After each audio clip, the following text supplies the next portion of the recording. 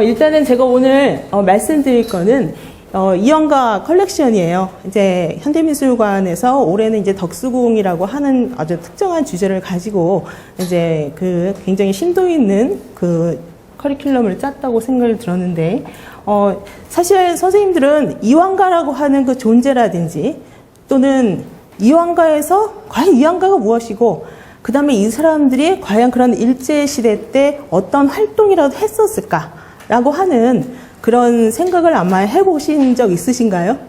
거의 없죠. 저도 전통시대를 그동안 많이 공부를 해왔지만은 이런 정말 격변의 시대에 살았던 삶을 살았던 이런 사람들의, 황족들의 삶을 뒤돌아보면서 조선시대와는 별반 다르지 않았구나라고 하는 거를 다시 한번 좀 느꼈어요. 그래서 일단은 설명을 들어가기 전에 그 이황가 컬렉션이라고 하면 당장 생각나는 것이 평민 같지는 않죠. 네, 어떤 왕족들의 어떤 그룹을 이야기하는 것 같은 느낌이 들고, 컬렉션이 들어가 있기 때문에 이 사람들이 어떠한 과정을 통해 가지고 작품을 수집했다든지 그걸 감상했다라고 하는 어떤 행위를 전제로 하고 있는 것임을 알 수가 있습니다.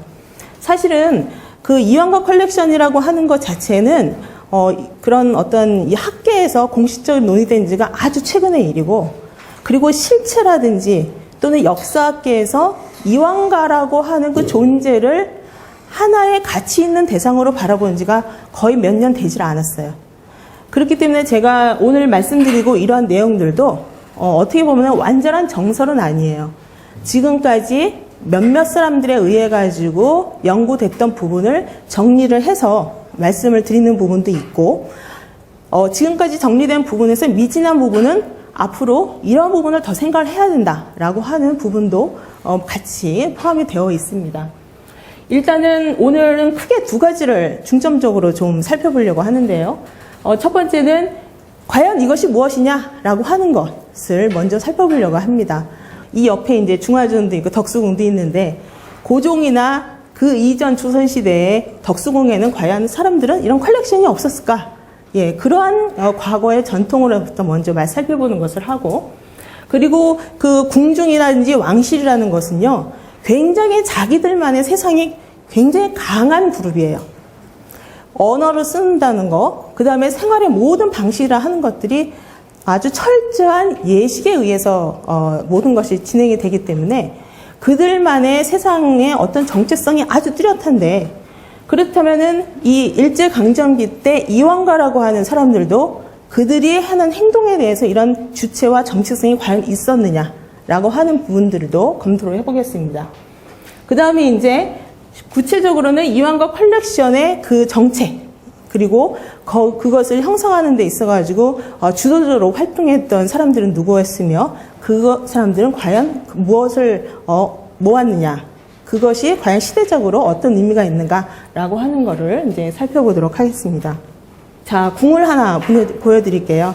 여러분들 많이 가보셨던 궁인데 어딘지 혹시 알고 계실까요?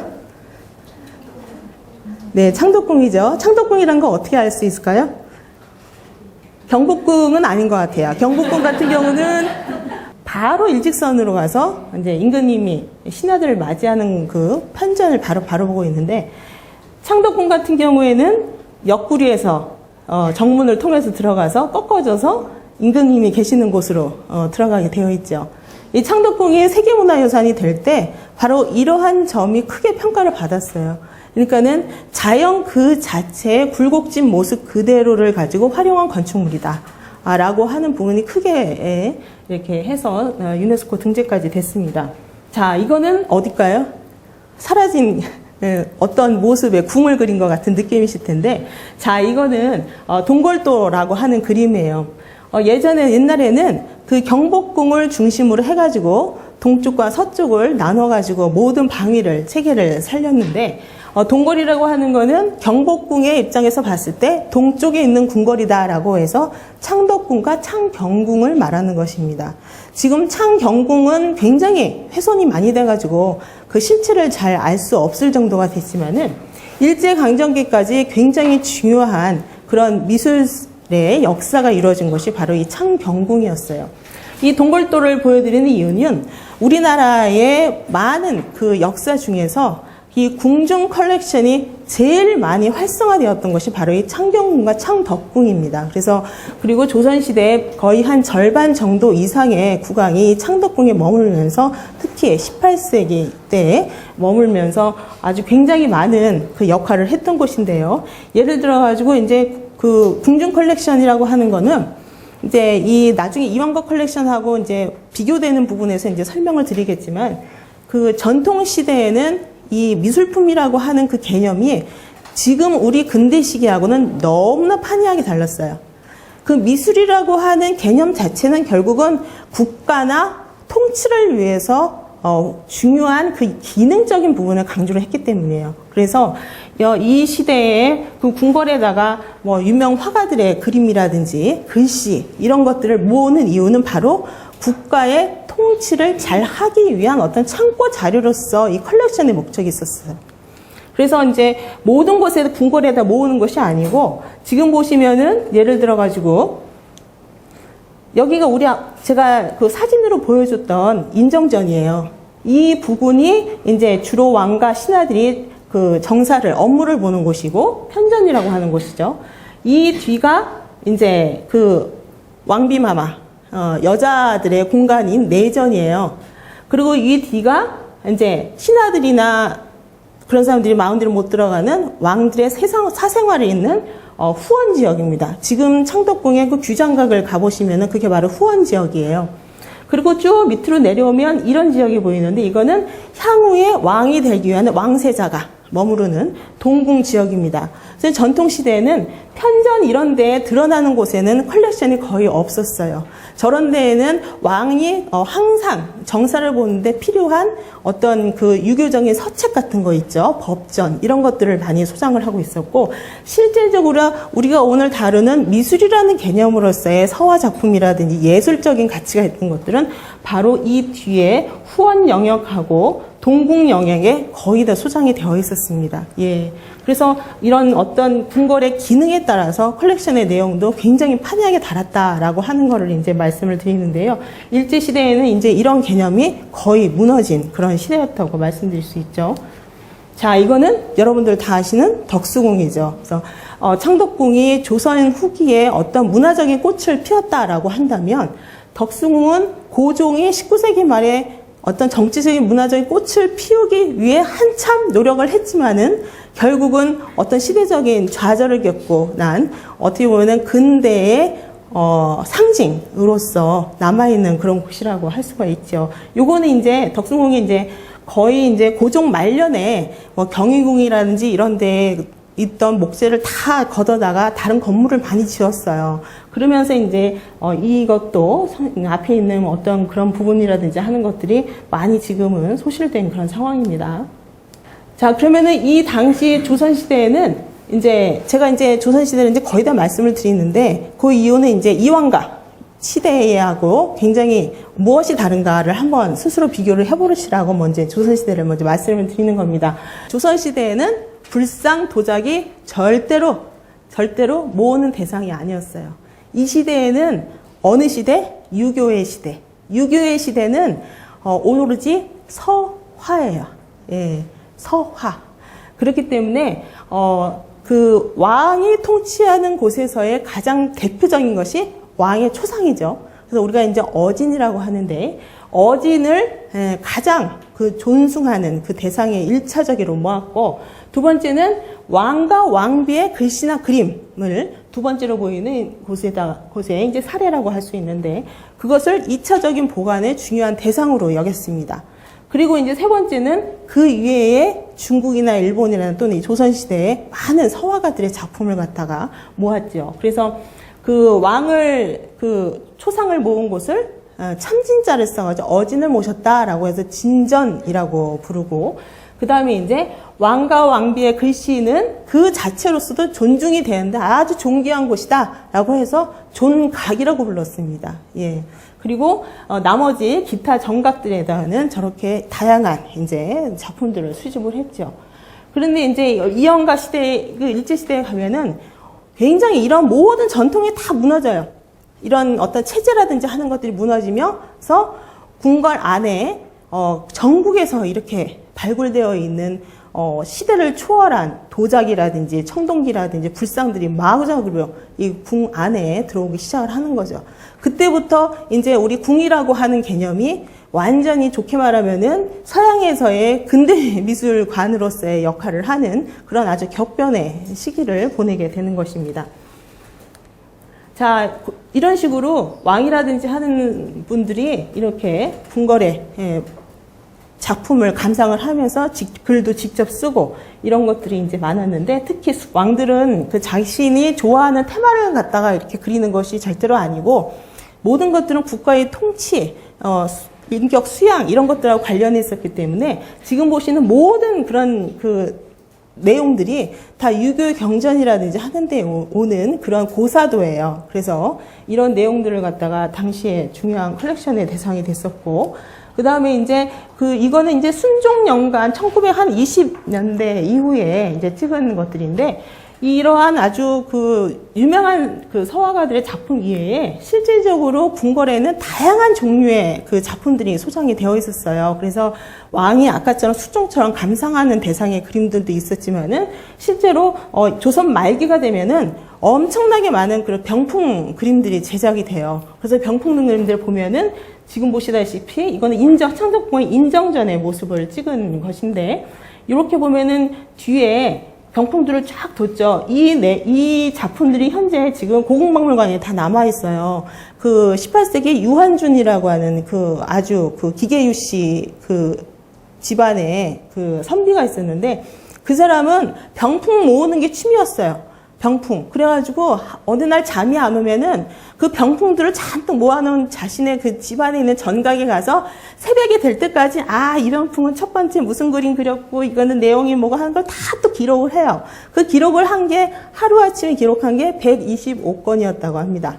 예. 그렇게 콜렉터라고 하는 존재는 옛날부터 있었어요. 어떻게 보면은 개인의 어떤 욕구이기도 하지만, 실질적으로 간송 전영필 선생이라든지 이런 분들 예를 보면은 그런 컬렉터들이 있었기 때문에 그나마 수많은 역사적인 전쟁 상황 속에서도 이런 작품들이 남아 있었던 것이 아닌가. 그들의 역할이라든지 하는 것들도 그렇게 평가를 할 수 있을 것 같아요. 이완가라고 하는 단어는요, 우리 역사상 사실은 없었어요. 그리고 저런 단어가 그 당시에도 공식적으로 쓰인 단어냐? 그렇지 않아요. 이완가라고 하는 거는요, 우리가 이렇게 생각하시면 돼요.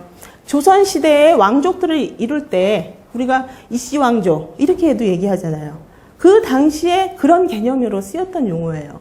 그래서 법률적인 어떤 역할이라든지 기능이 있었던 용어는 아니고, 단지 조선 총독부라든지 일제의 어떤 통치 전략에 의해서 하나의 어떤 그룹화 시킨 용어일 뿐이에요.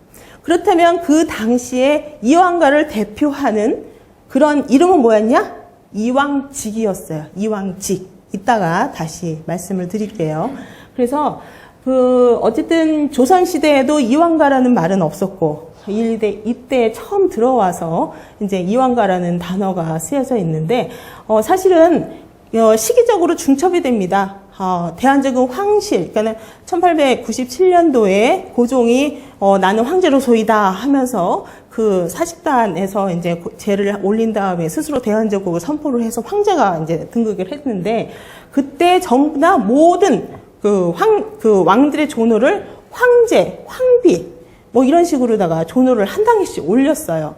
그렇게 해가지고 모든 법제라든지 그렇게 그 당시에 모든 규정들이나 이런 것들을 황실의 격에 맞게 이렇게 준비를 해 가고 있는 와중에 이제 1910년도에 이제 그렇게 한일 병합이 된 것이죠.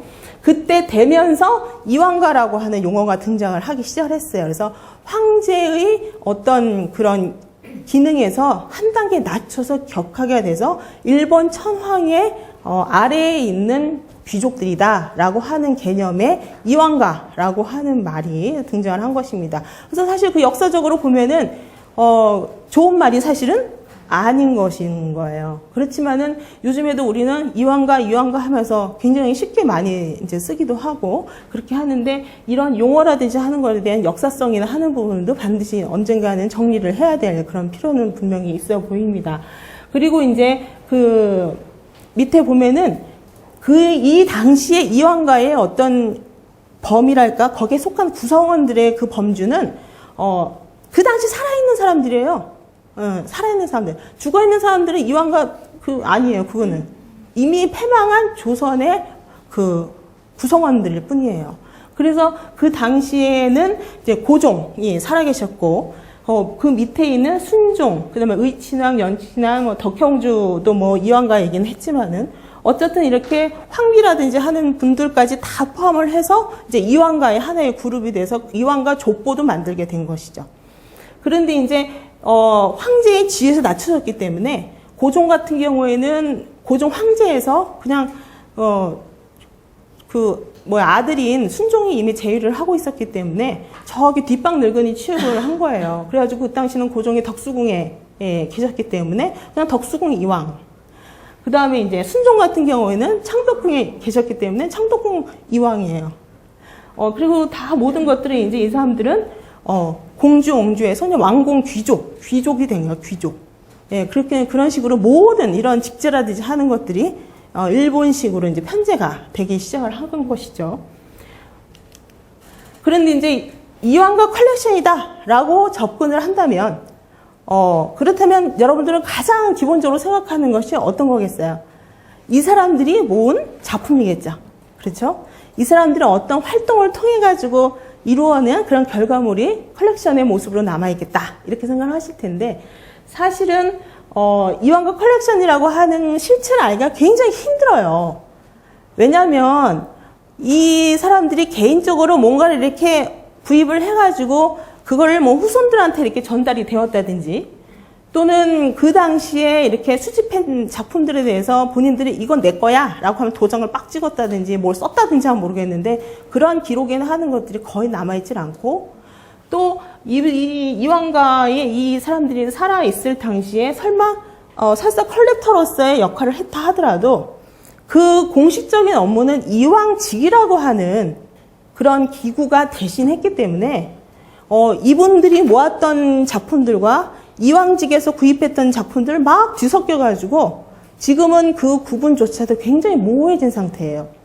그렇지만은 여러 가지 기록이라든지 하는 걸 통했을 때 이 이왕직의 역할의 기본적인 것이 바로 그 당시에 이왕가의 어떤 보좌 역할을 하는 것이었기 때문에 이 이왕가의 컬렉터로서의 그런 어떤 그 형성하는 과정에서는 이왕가 인물들의 역할이 굉장히 컸을 것이다라고 이제 생각을 할 수가 있는 것이죠.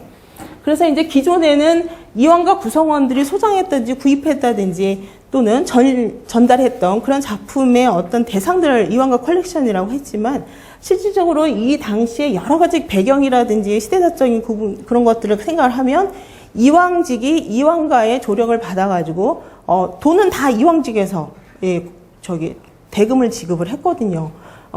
이왕직이 소장 관리하던 미술품의 개념도 포함을 할 수 있을 것이고 또 하나는 이 당시에 이미 창덕궁이라든지 뭐 경복궁이라든지 이런데 그런 조선시대에서부터 대대로 전래내어오는 그런 서작품들이 남아 있었어요. 많이 궁중으로 유출되기도 했지만은 여전히 많이 남아 있었거든요. 그러한 작품들도 이 시기에 이왕직에서 다 관리를 했기 때문에 큰 범위에서 이왕가의 컬렉션이라고 하는 거는 범주가 굉장히 다양하고 시대적으로도 아주 넓을 수도 있다라고 하는 거를 이제 생각해 줄 수도 있는 거죠. 예를 들면은 이제 이런 것들이에요. 이게 이제 그 창덕궁에 소장이 되어 있었던 건데 이거는 뭐냐면은 그 영조년간에 일본 그 통신사가 갔다가 영조에게 그 바친 그 일본 사람이 그린 그림이에요. 그러니까는 그 이전 시기에 이왕가가 활동하던 시기에도 창덕궁에 이러한 그 이미 이전에 그런 궁중 수장품이 전래되고 있었기 때문에 이런 모든 것들을 이제 어떤 이왕직이라고 하는 큰 개념의 틀에서 다룰 수도 있다라고 하는 거를 이제 말씀을 드립니다. 자, 그렇다면 이제 이런 이완가 컬렉션이 이제 형성되는 직접적인 인물들과 그에 관련된 이제 어떤 상황들을 이제 설명을 드릴 텐데, 이 당시에 이제 가장 어른이었던 분이 이제 고종이었죠.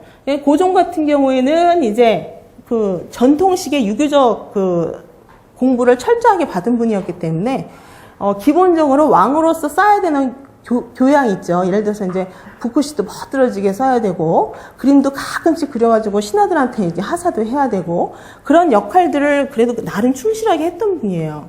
요즘에 와가지고는 고종이 이제 과거에 한때는 너무 나라를 망하게 무능한 왕, 그렇게 여전히 생각하시는 분들도 있어요. 그렇지만은 이 분의 어떤 이면이라든지 하는 것들을 보면은 결코 이제 그렇게까지 이야기할 수 없는 분도 많고, 또 하나는 이제 최근에 이제 공개가 되었던 이 지복제라고 하는 이 왕실 도서관을 보면은 경복궁에 있죠. 경복궁 후원에 있는데, 사실 이제 고종 때에 어떤 부국강병의 그런 정치적인 모토를 가지고 그 서양이라든지 또는 일본으로부터 중국으로부터 굉장히 최첨단의 그런 과학기술 전문 서적이라든지 하는 것들을 이 지복제에 굉장히 많이 모아놨어요.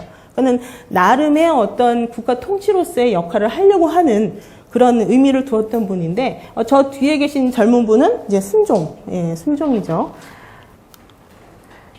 이 고종 시대에는 전통적인 궁중 화원들의 역할이 여전히 살아 있었던 그런 시기였어요. 그래가지고 예를 들면 이런 그림들이 있는 거죠.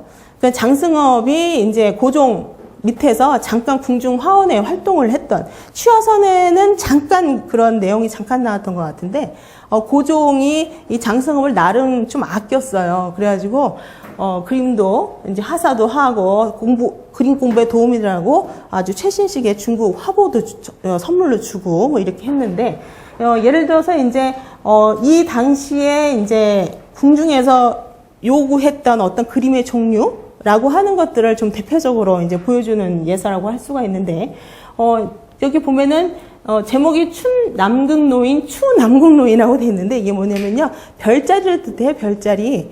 그래가지고 별자리를 저렇게 인간화, 도인의 모습으로다가 이제 표현을 한 건데, 춘이라고 하는 봄춘자죠. 그러니까 봄에 뜨는 북극성, 겨울에 뜨는 북극성을 의미를 하는데, 결국은 요 밑에 보면은 이러한 별들이 보이면 임금의 만수무강이라든지 나라의 평안, 이런 것들을 바라는 마음에서 왕에게 이제 진상한 그런 내용이라고 할 수가 있죠. 그래서 장승업의 어떤 진짜 글씨가 무엇이냐라고 하는 논쟁도 있지만은, 저런 것들을 통해 가지고 실제 장승업의 어떤 역할, 우리처럼 막 맨날 술만 먹고 막 이렇게 그냥 그렸던 그런 역할이 아니고, 저렇게 그 충실한 화가로서의 역할이라든지 하는 것들을 엿볼 수 있는 그런 자료지요.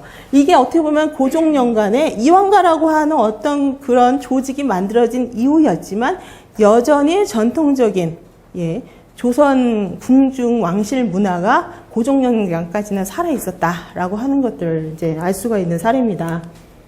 그런데 이제 이 고종은요, 변화하는 국제 정세 속에서 이러고만 있을 수는 없다고 하는 거를 느꼈던 분이죠. 그래서 뭐 보빙사라든지 영선사라든지 하는 조직을 통해 가지고 외국에 있는 문물을 좀 배우고 와라라고 하는 그런 역할도 하는데, 그 결국 단지 결과적으로 이제 좋게 되지는 않았죠. 그런데 그 중에 하나가 뭐냐면, 이 미국이라든지 프랑스에 하는 이 만국 박람회에 적극적으로 참여를 하게 된 거예요. 그래서 시카고 박람회 같은 경우에는 처음으로 이제 이 대한제국 황실이 이제 참여를 한 박람회였는데, 준비를 잘 못하고 또 정보도 잘 없다 보니까, 저기가 보이는 것이 이제 당시에 이제 한국관이고, 이제 박람회 이제 국악원에 이제 소장이 되어 있는 그 당시 이제 출품했던 물품들인데, 박람회이다 보니까는 이제 어떤 존귀한 작품들 이런 거라기보다는 그 나라의 현지 생활 수준을 가장 잘 보여주는 물품들을 대부분 출품을 하죠. 그래서 이제 이 시카고 박람회에 갔다가 이제 다른 나라의 어떤 발전된 상황을 보고 눈이 휘둥그레진 거죠. 그러면 아, 다음에 박람회 할 때는 우리 같은 경우는 어느 부분에 집중을 해가지고 해야겠다라고 하는 거를 준비를 해서 간 것이 바로 이 파리 만국 박람회죠. 그런데 이제 이러한 여러 가지 외국의 경험을 통해서 고종이 생각한 게 뭐냐면 아, 박물관이 중요하다. 이렇게 생각을 하게 한 거예요. 그 박물관이라고 하는 개념이 이제서야 눈을 뜨게 되는 거예요. 아까 조선시대 때에는 그림을 그려가지고 받고 보관만 할 줄 알았지 그런 것들을 공개를 하거나 내부적으로 그걸 전시를 통해서 게시를 하거에 대한 어떤 필요성을 못 느끼시는 시대였어요. 봉건 시대에는. 근데 근대 시기가 되면서 바로 그러한 대중들과 또 외부와 그 컬렉션을 갖다가 공개해서 공유를 해야 된다고 하는 인식이 비로소 싹 트는 시기가 이 고종 대한제국기 말기예요. 그러니까 이러한 분위기가 계속 이어졌다고 한다면 우리나라도 나름의 튼튼한 박물관의 역사를 가지고 있었을런지도 모르지만은 사실은 다 어떻게 보면은 일제에 의해서 많이 포장된 박물관의 역사가 진행이 됐다고 말씀드릴 수 있는 거죠. 그래서 이 박람회를 하면은요. 박람회 참석했던 사람들이 우리 이제 박람회 끝났는데 이 물품들 어떻게 할까요? 하고 왕爷가 물어봐요. 그러면 이제 시카고 때는 뭘 준비를 잘 못하고 어떻게 할지 잘 모르니까 다 가져와 이런 거예요. 그래가지고 거의다가 출품했던 것이 국내 박물관에 많이 소장이 되어 있습니다. 그런데 이제 이 파리 만국 박람회 같은 경우에는 인기가 굉장히 좋았어요. 그래가지고 프랑스 사람들이 그 당시에 굉장히 선전을 신문지상에 많이 해주고 꼬레아라고 하는 나라가 본격적으로 이렇게 알려지게 되는 어떤 중요한 계기도 했는데 이때는 고종이 두고 와 그렇게 한 거예요. 그래서 지금 상당수 수는 이제 파리 김해박물관에 소장이 많이 되어 있고 예, 분산되어서 소장이 되어 있습니다. 예. 고종 이후에 이제 순종 같은 경우에는 고종하고는 굉장히 성향이 달라요. 순종은 어렸을 때부터 이제 어떤 궁중의 예법이라든지 하는 것들은 배우고 자란 분이지만 그거를 충분히 성인이 돼서 발현할 수 있는 준비가 안 된 분이었어요.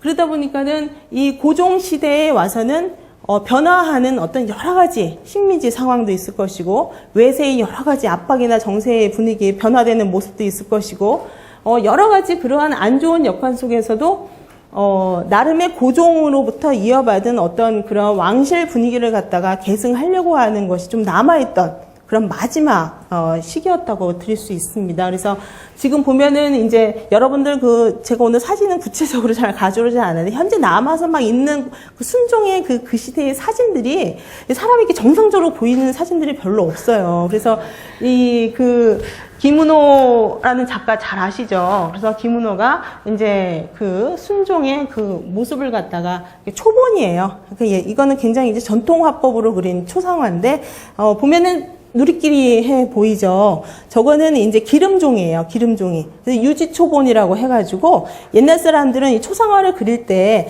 일반 화선지나 이렇게 대고 이렇게 그리질 않고 거기다 이제 연습을 많이 하죠. 하고 난 다음에 최종본으로 본을 뜰 때는 유지초본에다 그렸어요. 그래서 그거를 갖다가 나중에 비단 위에다 겹쳐가지고 비치는 그 선을 그대로 따라가지고 이제 윤곽선을 그렸는데 이제 일종의 어떤 실험용 샘플이다라고 말씀드릴 수 있는데 이 순종 연간에 접어들면서 아주 중요한 어떤 미술계의 변화가 뭐냐면 바로 그 작가들의 어떤 등용문 작품을 갖다가 게시하고 전시하고 또 판매도 하는 그런 전람회가 많이 생겼다는 거예요. 그래서 1922년부터 제1회 조선미술 전람회가 이제 게시가 되는 것이죠.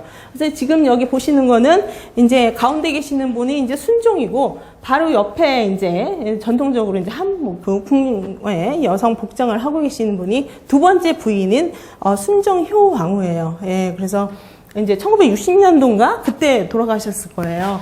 그런데 이제 이 당시에 그 이왕가는 제가 지금 고종이나 순종을 중심으로 보여드리겠지만 사실은 이 왕위에 등극을 못했던 왕자들 중에서 그 고종의 5번째 아들이었던 의친한 이강이라든지 또는 이준용 이라고 하는 이준공이라든지 이런 사람들은 굉장히 서예에 대한 안목도 높고 해가지고 그 당시 화가들하고 교류했던 그런 흔적도 많이 남아 있습니다. 그래서 이렇게 조선미술 전람회라든지 하는데 이완가 직원들이 이분들이 참여함으로 인해 가지고 굉장히 이런 작가들이라든지 하는 사람들을 후원을 하고 또 여기서 직접 이왕직을 통해서 구매도 하는 거거든요. 그래서 그런 활동들을 하는 후원자의 역할도 바로 이때부터 이제 실시가 되고 있습니다. 그래서 예를 들어서 이제 김은호 같은 경우는 이런 식으로 아주 전통적으로 돈을 받고 왕을 위해서 이제 어진이라든지 하는 것들을 그린 그런 화가이기도 하지만 실제로 조선미술 전람회의 작품을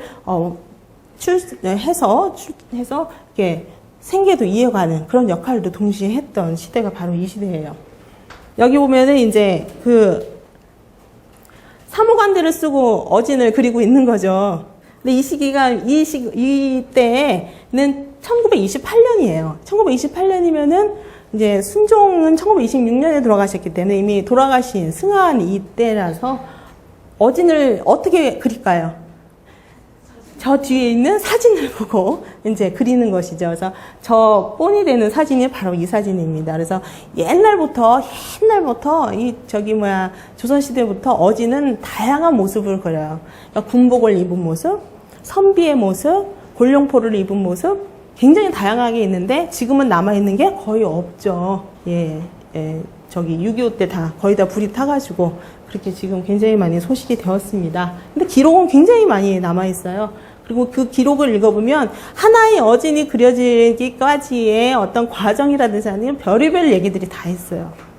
자, 이분은 굉장히 앳된 분이신데,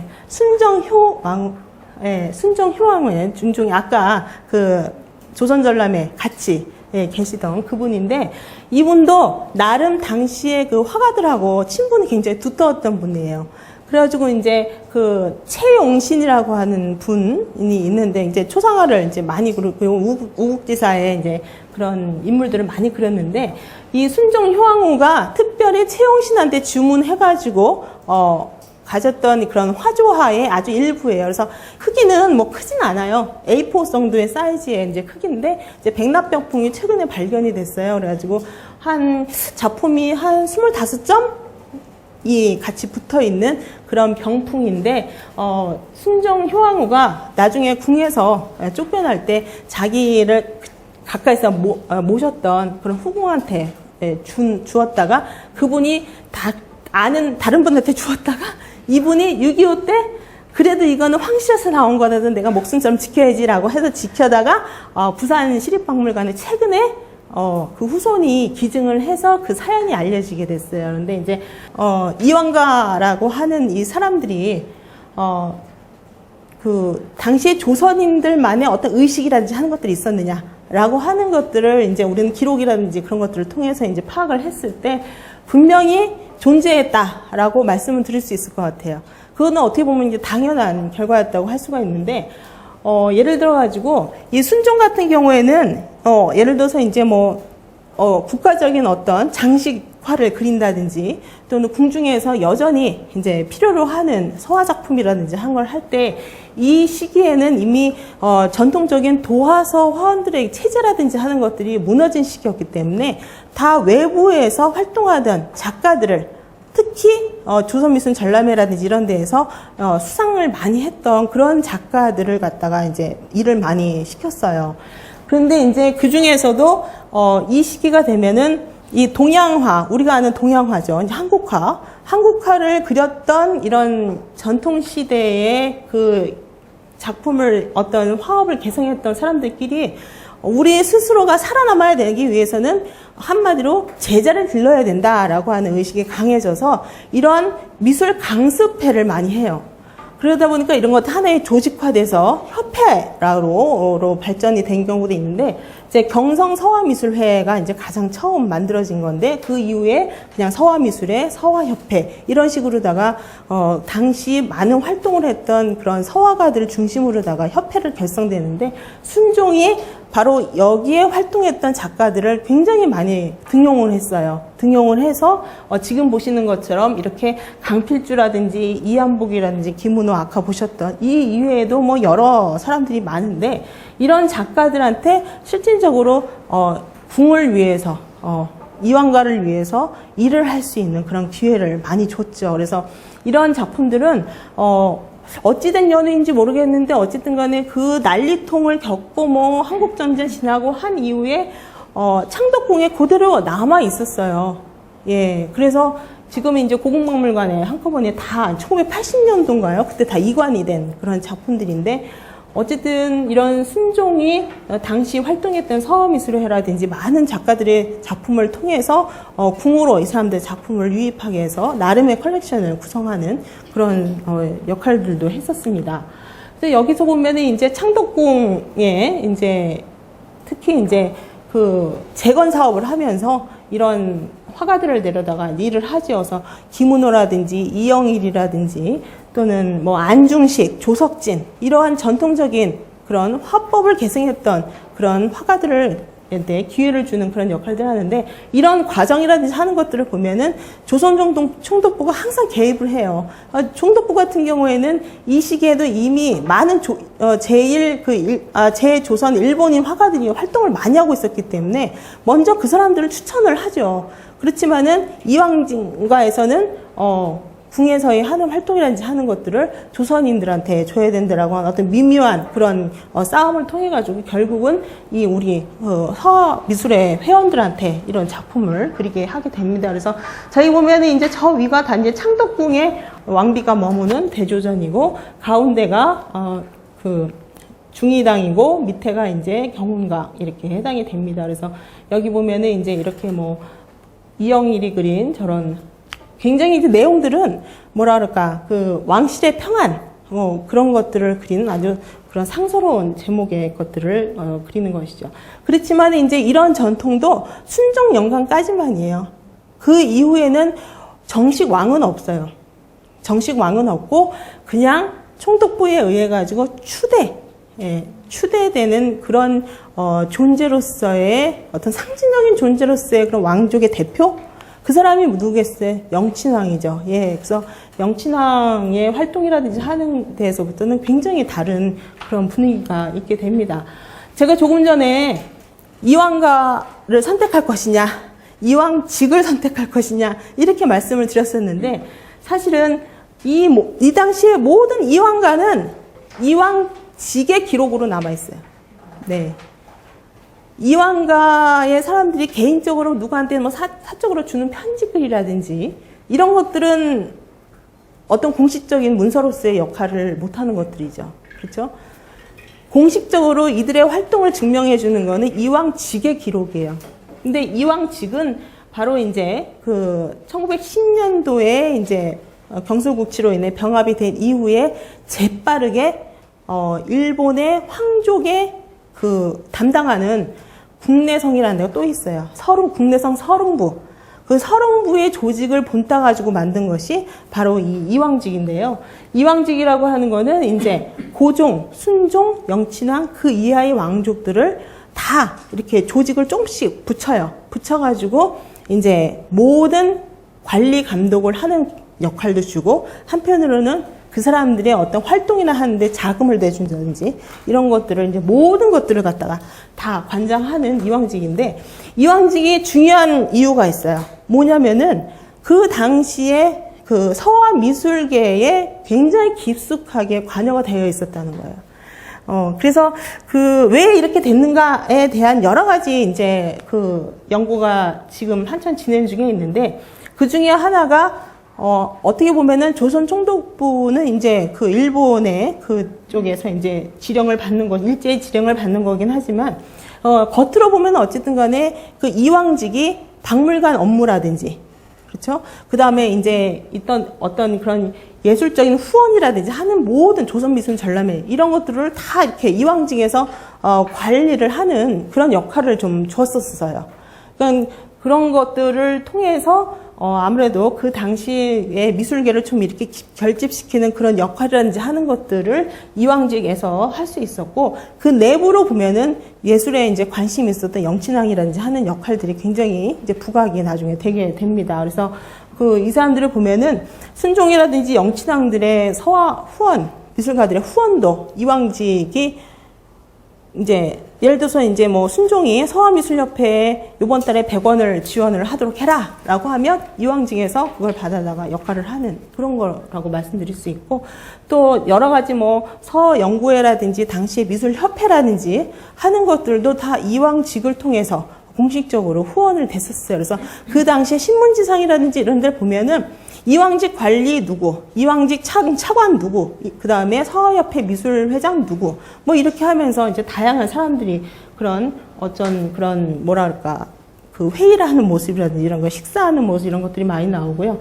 그렇지만은 어쨌든 간에 이왕직에 대한 어떤 시대적인 어떤 정확한 판단이라든지 하는 것들은 지금 역사학계에서도 정확하게 아직은 내려지진 않았어요. 왜냐하면 연구가 너무 안 돼 있기 때문에 이제서야 이제 뭐 한두 편 논문들이 나오는 지금 상황이 있기 때문에 앞으로 그런 실질적인 역할이라든지 하는 것들은 더 밝혀질 수 있을 걸로 그렇게 생각이 듭니다.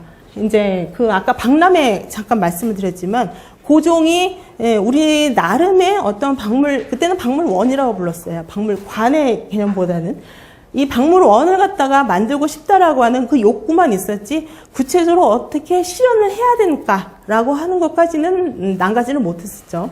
그러다가 이제 일제 강점이 점점점 되는 시기에 이제 그 순종이 재위인 연간에 나름의 어떤 그 박물관을 실질적으로 단행을 하게 되는데, 이제 처음에는 이제 제실박물관이라고 해가지고 창경궁의 여러 전각을 개조를 해가지고 여기 보시면은 이제 그 창경궁 안에 이제 내부의 모습들인데, 이렇게 그 전국에서 가져왔던 어떤 불상 조각이라든지 상당수 이제 도굴품에 해당이 되는 것들인데, 그런 것들을 궁 안에다가 막 이렇게 전시를 하게 된 거예요. 그러니까 이거를 창경궁을 갖다가 맨 처음에 일반 백성들한테 그렇게 공개를 할 때도 신문지상에서 굉장히 난리가 났었고, 찬성파와 반대파 간의 끊임없는 논쟁, 어떻게 감히 궁을 갖다가 일반 평민들한테 개방을 할 수가 있느냐라고 반대 의견도 많았지만은 총독부에 의해서 거의 강압적으로 개방을 하게 된 것이지요. 그래서 이제 이렇게 되다 보니까는 그 박물관이라고 할 수가 없는 거예요. 한 곳에 작품들이 모여 있는 것도 아니고 그 내부로 들어가면 제대로 볼 수 있는 것들도 아니니까. 그렇게 해서 이제 살금살금 순종을 꼬시죠. 이왕직 차관이었던 그 이완용 이런 사람들이, 그 다음에 또 누구죠? 입도유루부미 이런 사람들이 꼭 한마디로 왕족의 즐거움을 위해서 창경궁에다가 식물원도 만들고 동물원도 만들고 우리 박물관도 만듭시다. 그렇게 하면서 이제 궁이 완전히 황폐화됐죠. 그래가지고 그 당시 만들었던 이완과 박물관은 1992년도에 이제 완전히 철거됐고요. 그 다음에 이제 동물원은 저 창경원이라고 여러분들이 알고 있는 지금 완전히 이제 없어졌고, 이제 그 다음에 이제 식물원만 그 안에 좀 남아 있어요. 예. 이거 왕조의 유산이 아니죠. 어떻게 보면은 강압적인 왕조의 유산이 아직까지도 궁에는 곳곳에 남아 있습니다.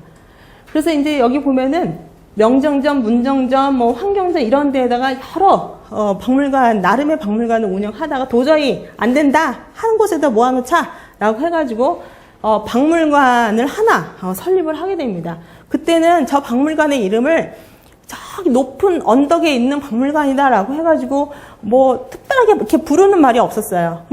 그냥 박물관 본관 이렇게 부르기도 했었고, 그런데 이제 나중에는 이것이 뭐 창경궁 박물관이 됐다가 맨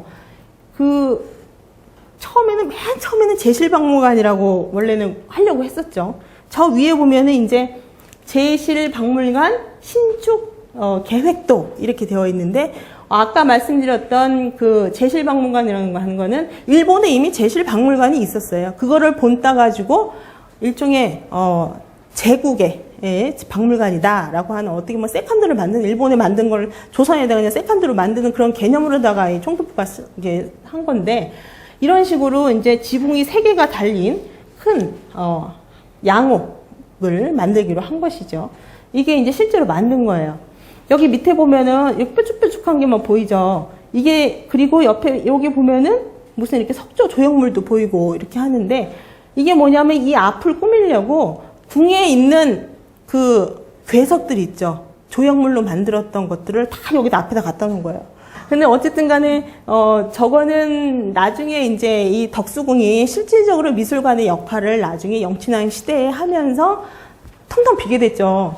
비었을 때, 이제 그 당시 조선 총독부가, 참 특이한 게 뭐냐면, 서화작품이라든지 하는 것들은 이완과 박물관을 그냥 이름을 했어요.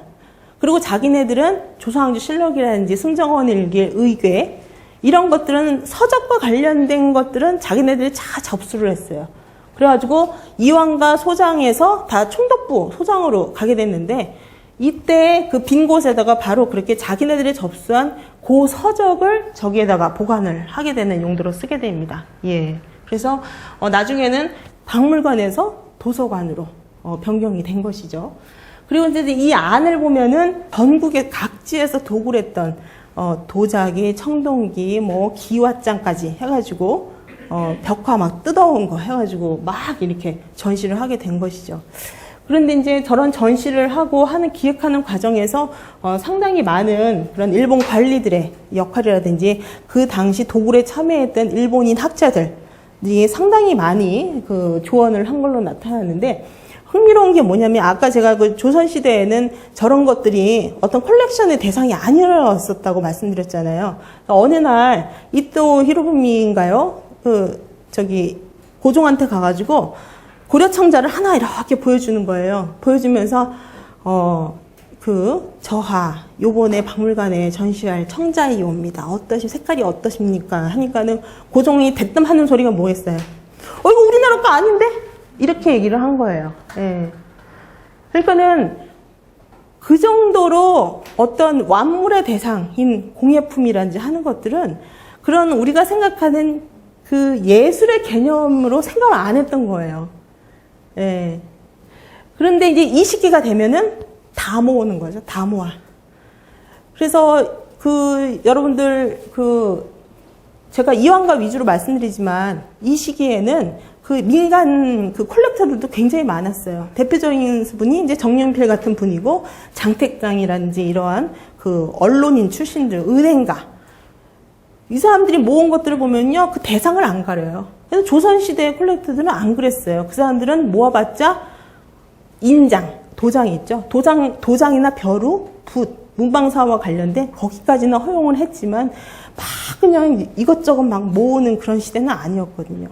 예, 일정한 기준에 의해 가지고 자신의 감시관에 의해 가지고 콜렉션을 하는 그러한 시대였다면은 이 시대에는 완전히 그냥 다 모든 것들이 자신의 콜렉션의 대상으로다가 거의 뭐 한마디로 경쟁이 붙는 그런 시대가 됐죠. 그래서 나중에 탄생된 그 방식이 바로 경매예요. 경매. 예. 그래서 일본 이 시대에 1935년쯤에 경매 제도가 우리나라에 완전히 정착을 하게 됩니다. 그래서 수많은 작품들이 경매를 통해 가지고 밖으로 나가기도 하고 안으로 들어오기도 하고 유출되었던 궁중 작품들이 이완가 박물관에 들어와서 지금 국립박물관에 소장이 되기도 하고 그런 여러 가지 변화들이 있게 되는 것이죠.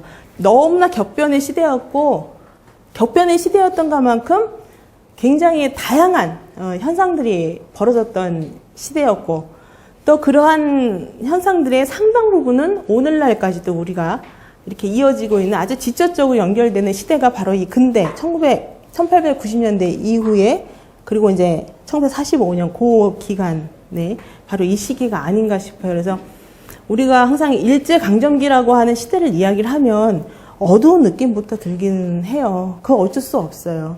그러니까는 시대적으로는 굉장히 암울한 시대였지만 그 이면에서의 어떤 새롭게 생성되는 제도적인 측면 또는 어떤 실생활에서의 측면 이런 부분도 다양하게 복합적으로 그 시대를 갖다가 바라보는 시각도 필요하지 않나 이렇게 생각이 듭니다. 그래서 이제 예를 들어서 이제 지금 보시는 여러 가지 그런 현상들의 미술계에서의 현상이라고 할 수 있는데요. 당시 이제 이완가 그 박물관에서 실질적으로 이러한 것들을 구매를 하고 운영을 하는 건 이왕직이었어요. 그렇지만 이왕직도 자기네들 마음대로 하지를 못하고 총독부의 지시를 받는다든지 그렇게 한 것이죠. 그래서 이 이왕직 박물관으로 인해 가지고 전국의 문화재가 모아지게 된 거예요. 예. 물론 그 방법은 옳은 건 아니었어요. 고려의 개경이라든지 하는 것들이 도굴로 인해서 굉장히 많이 그 무덤이 파헤쳐졌고, 또 이제 경주라든지 이런데 그 유명한 신라의 고분들 있잖아요. 그 일제의 그 총독부 소속 산하의 그런 사학을 전공한 고고학자, 일본의 고고학자들에 의해서 무지막지하게 많이 파헤쳐지기 시작했죠. 그래서 그렇게 여러 군데 도굴이 되고 하면서 완전히 전 국토가 이 골동품 매매 시장이 돼버린 듯한 그러한 아주 골동의 그 붐이 일어나요. 그 중에 하나가 이제 고려청자 수집 붐이에요. 그래서 그 당시 일본 사람들이 엄청나게 고려청자를 해외에 갔다가 많이 팔아먹었어요. 우리나라에 고려청자 별로 많지는 않고 특히 고려 불화라든지 거의 없잖아요. 예, 그런 것들이 이제 바로 이 시기에 박물관 정책이 본격화되면서 전국의 많은 문화재들, 집에 있는 것들을 막 다 갖다 그냥 팔아넘기고 이런 현상들이 많이 벌어진 거죠. 어떤 그런 문화적인 기반을 바탕으로 해서 지금 보시는 이러한 조선시대의 궁궐에서는 전혀 그 컬렉션의 대상이 안 했던 이런 불상이라든지 하는 것들이 모아졌고, 이러한 그 이완가 박물관이라고 하는 것이 운영이 되면서 도록집이 발간이 돼요. 예, 정기적으로 도록집이 발간이 되면서 그 나중에 이제 우리나라에 이제 미술사학이라든지 하는 것들이 이제 정립된 지가 지금 한 30년이 좀 넘었는데, 결국은 이러한 일제시대 때 만들어졌던 그런 도록집 있죠. 예. 그런 것들을 기본으로 사실은 미술사학이 좀 고미술사학계가 좀 발전한 부분들이 있었어요. 그래서 시대적인, 또 예를 들어 조선시대의 안경부터 시작해가지고 유명한 작가들의 리스트를 쫙 하고, 뭐 조각가는 누가 있고 누가 어떤 작품들이 중요하고 이런 서열을 정할 때 이제 이렇게 이완가에서 발간한 그런 여러 문화재 작품들이 지금까지도 활용이 사실은 되고 있습니다. 사실은 좋은 현상은 아닌데 그런 부분들이 사실은 좀 있어요. 그래서 이제 이 당시에 그 화가들 입장에서는 자신을 드러낼 수 있는 기회라고 하는 건 굉장히 중요한 그 방편이었어요. 그래서 이 당시에 이제 데라우치 총독이 조선을 이제 통치하던 시대였는데, 자기가 그 5년 동안 그 조선을 통치했던 거를 자랑을 하고 싶은 그런 계획을 세우고 시작하죠. 그래서 경복궁에다가 저런 식으로 이제 조선 물상 공진회라고 하는 것들을 이제 일종의 박람회, 조선식 박람회를 갖다가 만들도록 해요. 그래서 저기에 보면은 이제 여러 가지 이제 그 건축물을 이제 세우고 기존에 있던 궁을 갖다가 변형을 시킨다든지 해서 경복궁이 이 시기에 굉장히 근정정 뒷부분만 남기고 앞부분은 거의 다 이제 완전 다 쓸어 넘기게 되는 것이죠. 그래서 지금 보시는 이런 자료가 이제 그 당시 물산 공진회에 있었던 건물들의 평면도인데, 여기에 이제 이왕직이 참여를 하게 돼요. 참여 안 할 수가 없겠죠. 그래서 이제 이왕직에서 모은 물품들을 갖다가 전시해 나온 이왕직 특진관이라고 하는 것 바로 앞에 미술관을 하나 건립을 하게 되는데, 이 미술관이 이제 나중에 조선 총독부 미술관으로 재개관을 이제 하게 됩니다. 이게 총독부 미술관이에요. 그래서 이 총독부 미술관 앞에 보면은 요 석탑이 이렇게 하나가 있죠. 이 석탑이 지금 요 최근에 문제가 됐던 직왕국사 현무탑이에요. 그러니까 경복궁, 원래 저거는 이제 원주의 죄송합니다. 법천사지 그 탑인데요. 원주의 법천사에서 일종의 일본인 남작이 자기 개인의 그 사묘 앞에다가 기념물로 두려고 몰래 일본으로 반출했다가 다시 총독부에서 이제 항의를 해가지고, 너 그거 우리 건데 네가 왜 가져가? 이렇게 해가지고 총독부 나름대로 자기의 물건이라고 생각한 거예요. 그래가지고 다시 환수 조치를 했죠. 환수 조치를 하는 과정에서 기단이라든지 내면에 있는 석사자라든지 하는 것들이 상당히 많이 파손이 되고, 지금 이제 법천사지의 저 석탑의 원형이 무엇이냐라고 하는 것을 찾는데 지금 이제 노력을 좀 하고 있는 상황입니다.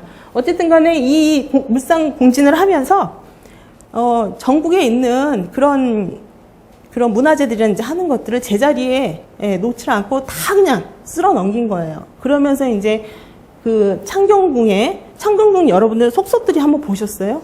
창경궁 가면은요, 알 수 없는 불상, 석탑 막 중간에 있어요. 그런 것들이 다 어느 시기에 놓여졌었겠어요.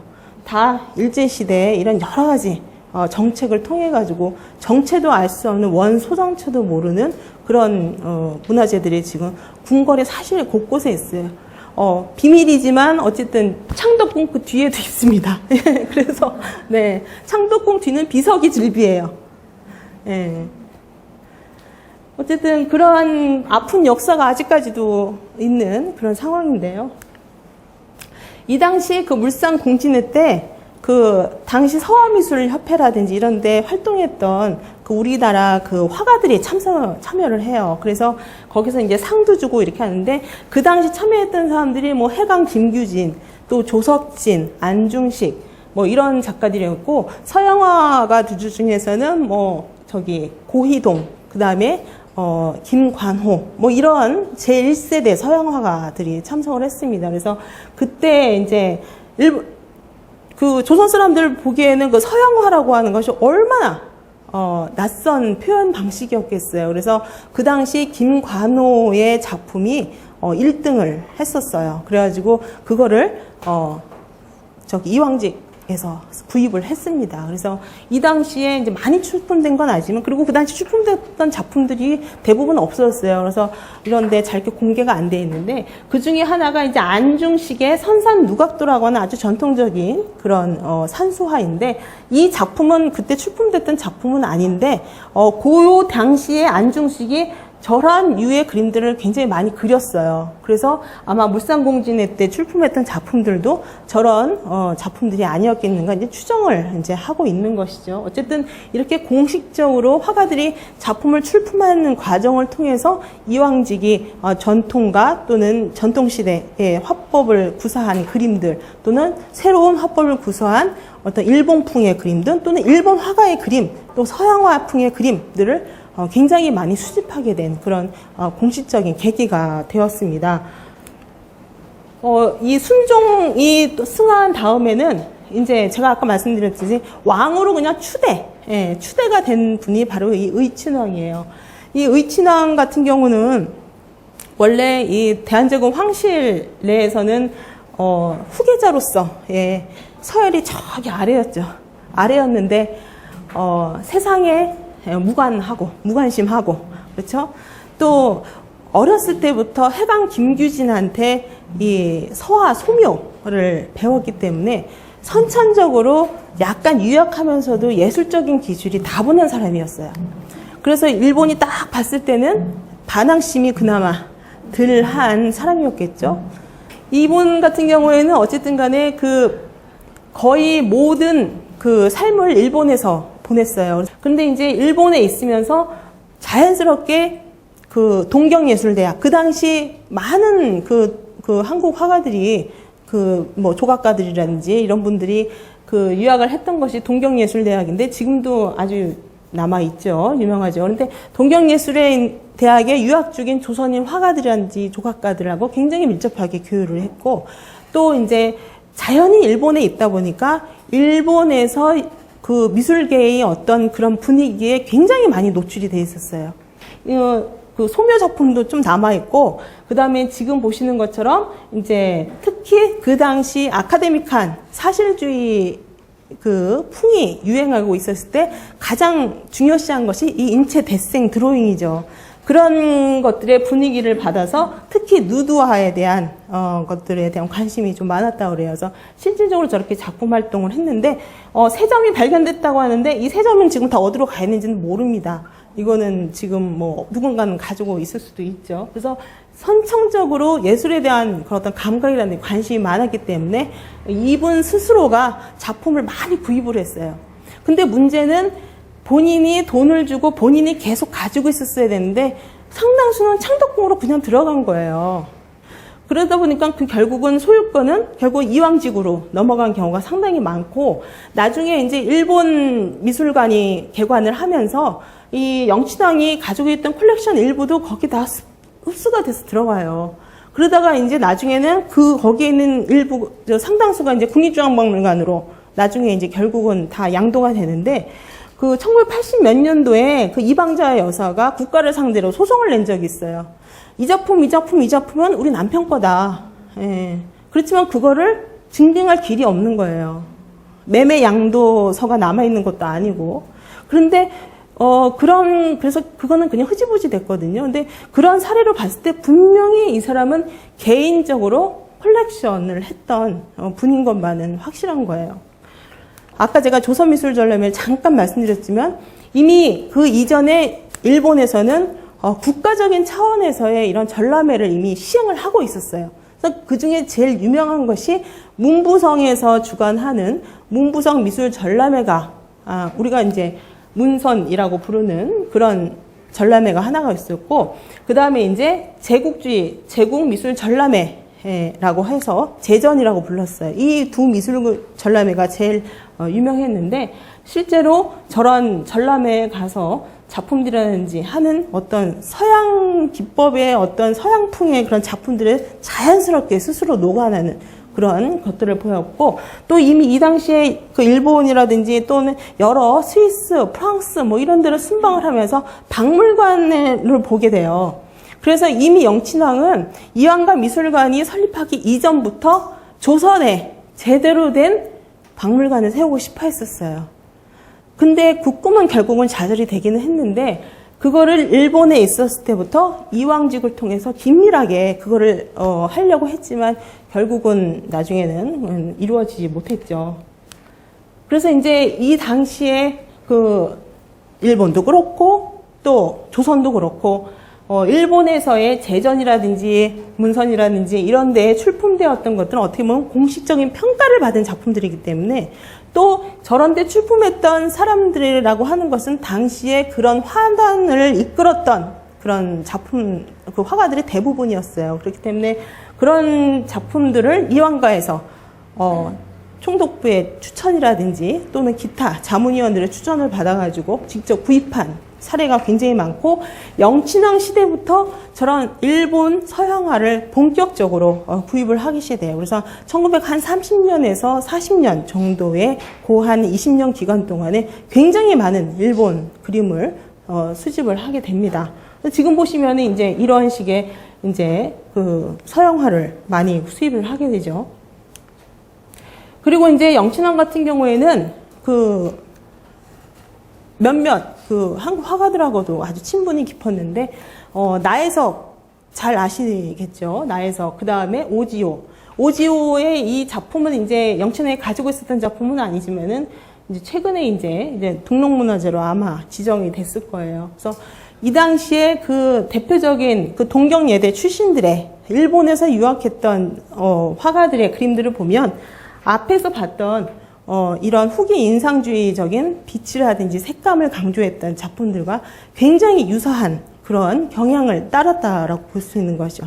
물론 이제 일본에서 공부했지만 지금 전시를 하고 있는 이중석 같은 분들은 정말 자기만의 독특한 그런 회화 세계를 개척을 하기도 했지만은 상당수의 그 화가들은 그 당시 일본풍의 것들을 이제 흡수할 수밖에 없는, 그걸 나쁘게 볼 필요는 없을 것 같아요. 왜냐면은 이제 미국에 가서 유학한 분들은 미국풍을 따르듯이 자매들도 같이 있으면 서로 비슷하게 되잖아요. 그런 것들처럼 그러한 어떤 한국화대의 한 주주로서 일본하고 굉장히 이렇게 깊숙하게 스며들게 되는 계기가 됐죠.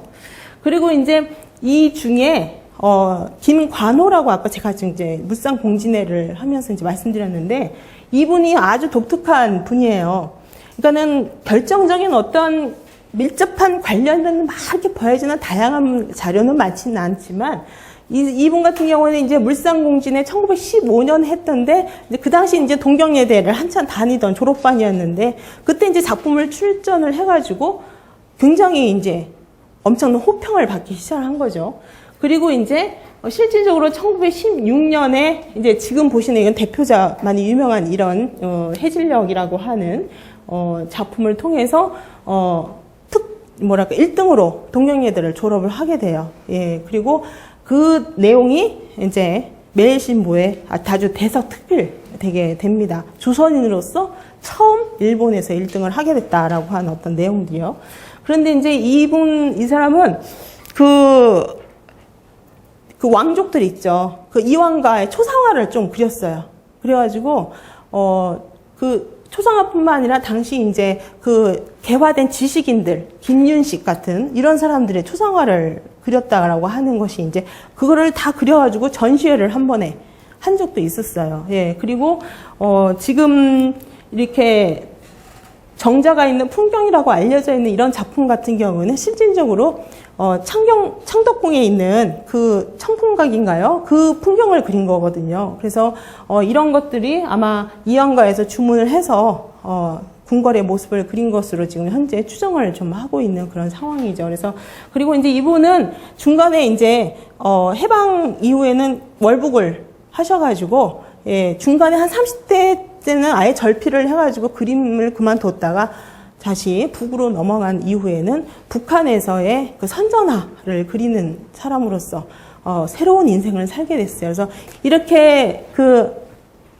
절반의 인생은 남한에서 후반의 인생은 북에서 산 작가들이 꽤 많잖아요. 그런 분들에 대한 그 북에서의 활동은 사실은 이 북한에 있는 미술사 하는 그 학자들이 연구를 한 게 꽤 많아요. 그래서 그런 것들이 나중에는 같이 합쳐져야 될 필요성도 있을 것 같습니다. 그리고 이제 그 동경예대 출신들의 작품이 상당히 많이 이제 구입이 되고 팔리고 완성되고 하는 과정 속에서 이제 당시 많은 조선인들한테 이제 그 역할을 했던 것이 이제 조선미술 전람회이고요. 첫 번째 1922년에 제1회 1회 조선전람회 때는 구로다세끼라고 하는 동경예대 교수였어요. 예, 여러분들 아시겠지만은 일본 서양화의 아버지라고 불릴 정도로 그 일본의 그 서양화 기법을 가장 정확하고 아주 풍부하게 전달했던 대표적인 그 일본 서양 화가입니다. 그 김관호도 그렇고 저기 고이동도 이분이 제자였어요. 그래서 같이 찍은 졸업사진도 남아있고 하거든요.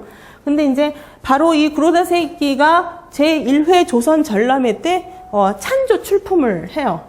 그래서 이제 결국은 동경예대 출신들의 어떤 자기네들끼리의 그 작품 전시회가 됐을 정도로 굉장히 성황을 이루게 됩니다. 그래서 이때 아까 말씀드렸듯이 순종도 같이 열람을 하면서 그 중에 동양화 몇 점, 서양화 몇 점, 일본화 몇 점 해가지고 꽤 많은 작품을 구입을 해요. 물론 이황 측에서 구입을 한 거긴 하지만, 예. 그래서 이제 저런 식으로 구로다가 형성한 그 작품 세계가 일본 화가들한테 영향을 주고 같이 학업을 했던 결국은 조선 화가들한테 영향을 주어서 근대 시기에 어떤 회화풍을 형성을 하게 되는 것이죠. 자, 1930년대 이후에는 이 영친왕이 특별하게 창덕궁상이라고 하는 제도를 만들어요. 그거는 뭐냐면 조선미술전람회에서 입상한 작품 중에서 최고를 또 뽑는 거예요. 그러니까 정말 최고 중에 최고를 뽑는 그런 대상이라고 할 수 있는데 이거는 이제 조금 나중에 이제 벌어지는 일들이긴 하지만 이 정찬영이라는 분 여성 화가이신데 나중에는 거의 그림을 그리질 않았어요. 근데 어쨌든 그 정찬영 선생이 그린 이게 소녀라고 하는 그림이 있고 그 다음에 이인성의 이제 뭐 이 작품 워낙 유명하죠. 굉장히 개성적인 작품으로 이런 것들이 이제 창덕궁 상의 특선으로 되면서 이황직에서 구입할 뿐만 아니라 이러한 작가들의 명성이 같이 높아지는 거예요. 그래서 당시 이인성이라든지 또는 이 이마동인가요? 그 다음에 이영일의 산골소녀 이런 작품들의 이 작가들이 실질적으로 영친왕한테 그 작품 구입부를 직접 받았다고 합니다. 그러다 보니까는 이런 작품을 출품을 해서 하는 것들도 작가들한테는 그 생계와 굉장히 직접적으로 연결되는 그런 해결할 수 있는 방법도 되는 그런 상황들도 있고요. 나혜석 같은 경우에는 스위스, 그 영친왕이 스위스를 여행을 하다가, 약속을 아예 해서 어느 레스토랑에서 만나요. 거기서 만나서 그 당시 돈으로 50원을 영친왕이 줘서 그림을 주문했다라고 하는 그 기록도 남아있어요. 그래서 어쨌든 이 영친왕과 그 당시 작가들의 교류가 세밀하게 연구는 안 돼 있어요. 우리가 일본에 굉장히 많은 자료가 남아있으리라 예상이 되지만, 아직까지 그런 것들에 대한 그런 연구는 돼 있지 않은 상황인데, 어쨌든 모든 것들이 다 밝혀지고 한다고 한다면, 그 당시에 그 조선 화단의 서양화의 기법이라든지 하는데, 그 발전하는 데 있어서 이 영친왕의 역할이 분명히 좀 더 명확하게 드러날 가능성이 아주 클 거라고 이제 생각을 하고 있습니다. 그리고 이마동 같은 경우는 굉장히 가난했다고 그래요. 그래서 영친왕 덕분에 자신의 생계를 이어갈 수 있었다라고 인터뷰한 그런 내용들도 지금 남아 있습니다. 그래서 이러한 것들을 나중에 이제 제가 이제 저 밑에다 이렇게 써드렸지만은, 창덕궁의 어느 시기인가 궁궐에 남아있는 작품들을 갖다가 막 이렇게 모아둔 시기가 있었던 모양이에요. 그때 이제 조선시대 때 그려졌던 온갖 병풍부터 해가지고 뭐 이런 근대 작품들까지 다 모여 있었는데, 그때 이 작품들이 거기서 발견이 됐다고 합니다. 그래서 그런 걸로 봐서는 분명히 이제 이왕가에서 구입을 해서 보관을 했던 그런 작품들이다라고 이제 생각을 하고 있죠. 그리고 이제 이때 서양화뿐만이 아니라 일본의 그 채색주의의 영향을 받아가지고 새로운 미인화가 창출되는 그런 시기이기도 했어요. 그래서 월전 장우성이라든지 이웃의 이런 작품들이라든지 하는 것들을 보면 아주 정갈한 그 색채 감각이라든지, 또는 이당 김은호의 작품들이 이제 대표적이긴 하지만 그런 새로운 동양화, 개량된 동양화의 전통을 다시 재정립하는 저런 작품들도 이 대상이 되었습니다. 그래서 이제 나중에는 그 이완가 미술관 같은 경우가 이제 생기게 된 거예요. 아까 이제 제가 말씀드린 것 중에 영친왕이 전 세계를 여행을 하면서 반도의 나라에 정말 동서양 고금의 최고의 작품들을 모은 그 박물관을 개관하는 것이 영친왕의 꿈이었는데, 그래서 이제 일본에 있으면서 이왕직에다 계속 이렇게 편지를 보내는 거예요. 그래가지고 요번에 이제 내가 한 얼마 정도를 지원을 해줄 테니까 그 너희들이 봐가지고 부족한, 예를 들어 조선시대에 무슨 그림들이 부족하다라면 빨리 사도록 하고, 그 다음에 이제 일본에서 이런 작품들이 좋은 게 있으니까는 구입을 하도록 해라라고 하는 어떤 지시까지도 내리게 돼요. 그런데 이제 그러한 상황들을 다 총독부가 감시를 하고 있는 상황이었죠.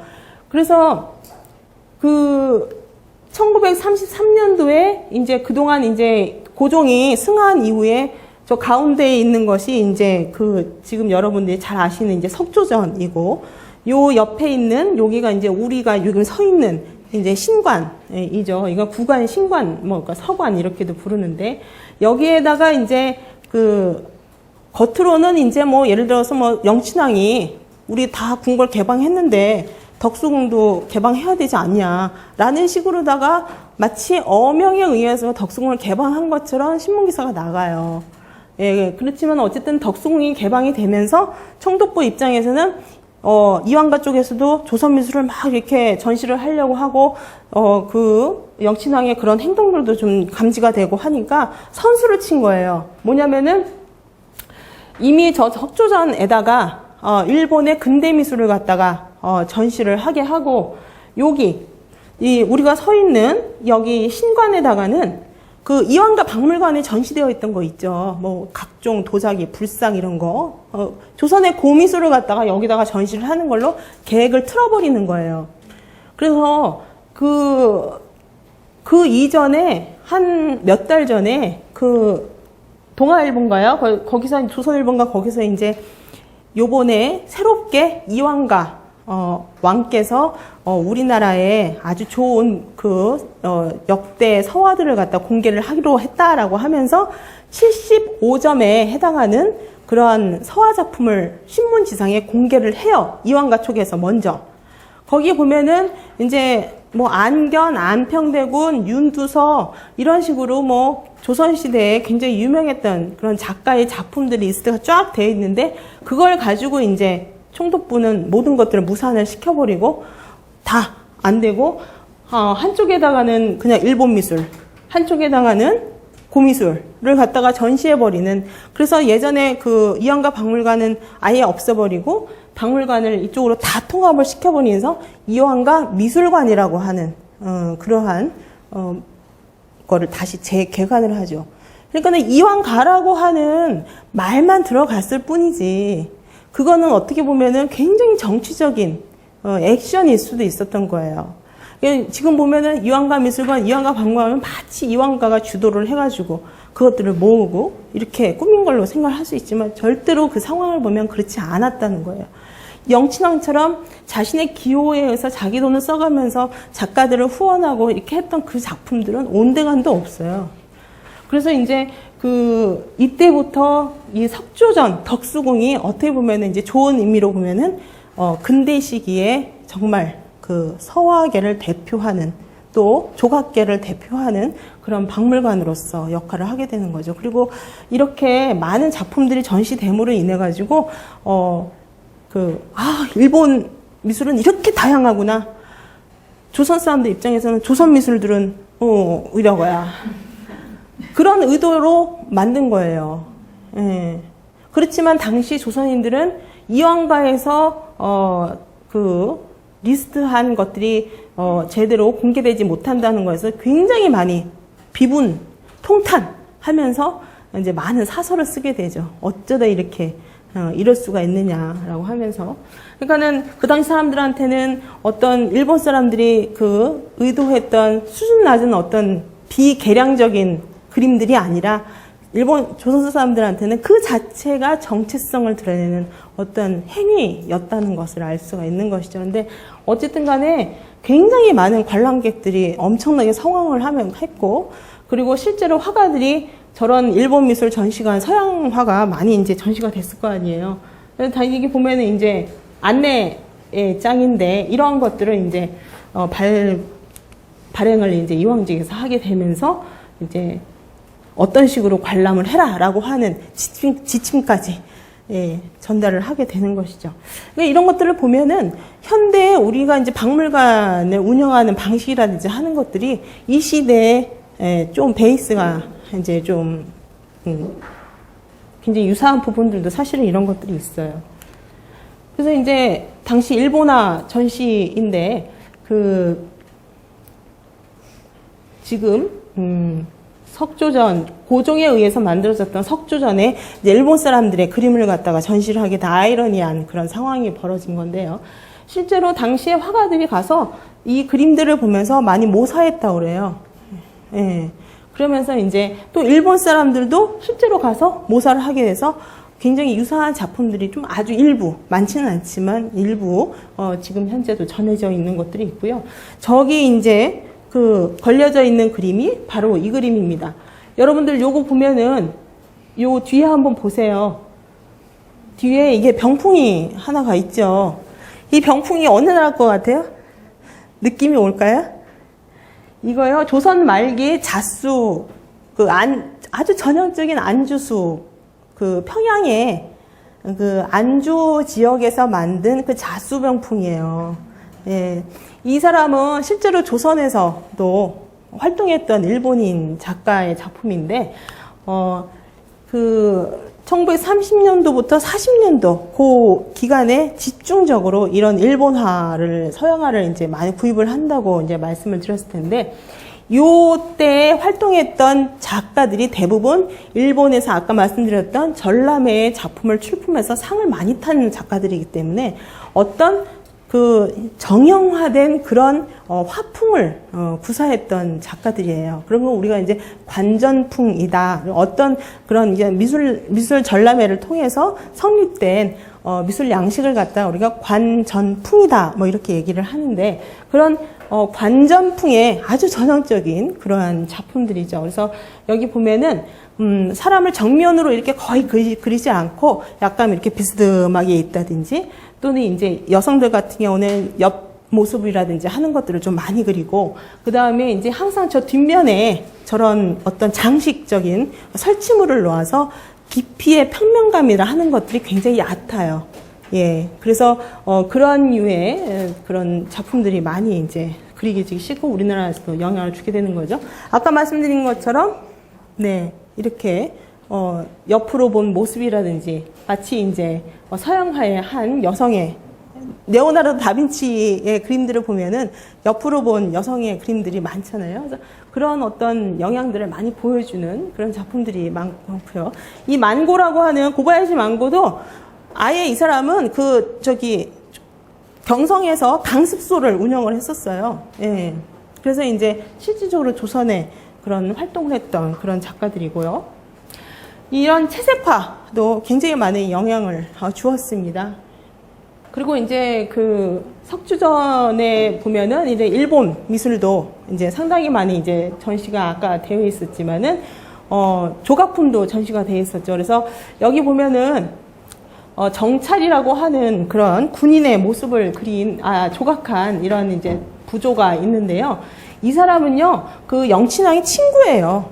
예, 그래가지고, 실제로 그 동경예대에 있었을 때 영친왕하고 직접적인 교류를 해서, 그 당시에 이왕가에서 구입한 그 석조물들 중에 이 하나코의 작품이 제일 많았다고 그래요.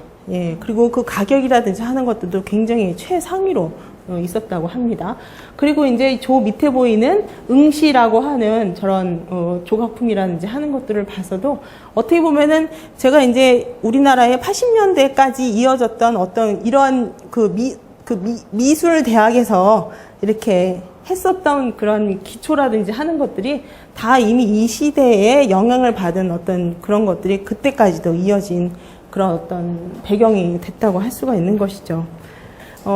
실제로 이제 이완가 컬렉션이다라고 하는 것을 이야기할 때 우리가 이제 이거를 어떻게 정리를 해야 되냐라고 하는 부분이 이제 남아있는 것이죠. 그래서, 이 기존에는 이제, 영친왕을 중심으로 해서 황족들이 모은 그런 서화작품을 의미를 하는 것으로 됐지만은 사실은 이 사람들은 공적으로다가 이왕직을 통해서 작품을 구입한 예도 굉장히 많고 또 개인의 사비를 써서 구입을 한 사례도 많아요. 그렇기 때문에 이 왕족들이 공사적으로 모은 작품들을 모두 이왕직 컬렉션이라고 이야기할 수 있다라고 하는 것을 말씀드리고 또 좀 더 넓혀서 보면은 이미 그 이전에 그 컬렉션의 모태가 된 부분이 고종이나 순종 시기에 이미 수집되었던 작품들도 상당수 있기 때문에 그러한 것들도 범주를 넓혀서 볼 수 있고요.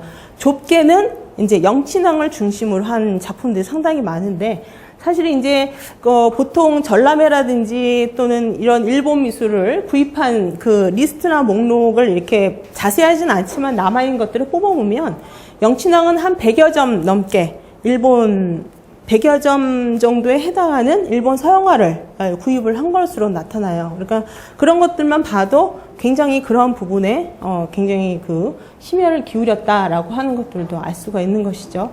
그리고 이제 이왕직을 통한 구매라든지 하는 것들이 이제 주로 방법이 있었긴 하지만 조선에서 활동했던 일본인 작가들이 기증한 사례들도 꽤 돼요. 예, 그래서 아까 그 일본 사람들 중에 수목채, 뭐 이렇게 이구가는 뭐 하나, 채색화 하나 있었는데 그거는 작가가 직접 기증한 그런 작품이기도 합니다.